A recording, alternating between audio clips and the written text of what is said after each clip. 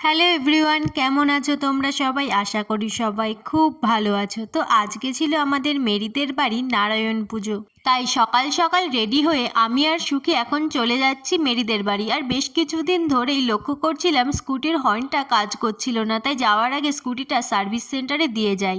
মেরিদের বাড়িতে পৌঁছে দেখি আমাদের মেরি দিদি তো খুবই ব্যস্ত, সে তো প্রচুর কাজ করছে। তাই ভাবলাম আমরা কেন বসে থাকবো, আমরাও একটু হাতে হাতে কাজ করে দিই। আর এই দেখো, কাজ করতে করতে আমাদের আবার খিদেও পেয়ে যায়, তাই আমরা ফুলকো ফুলকো লুচি নিয়ে বসে পড়ি।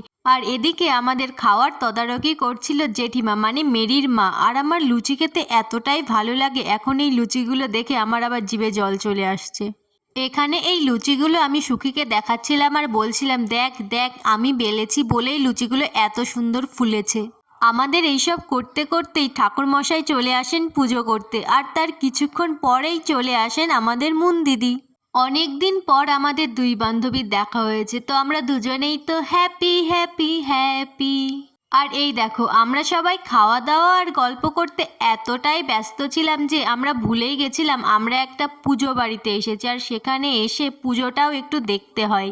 যতক্ষণে আমাদের মাথাতে এই পুজো দেখার কথাটা আসে ততক্ষণে ঠাকুরমশাইয়ের পুজো শেষ হয়ে গেছে, আর উনি তখন পাঁচালি পড়ছেন। তো যাই হোক, এখন তো আমাদের আর কিছু করার নেই, তো এখন আমরা বাড়ি যাই। তোমাদের সাথে দেখা হবে অন্য কোনো ভিডিওতে। ততক্ষণে সবাই ভালো থেকো, সুস্থ থেকো, আর সব বাইকে ভালো রেখো। টাটা।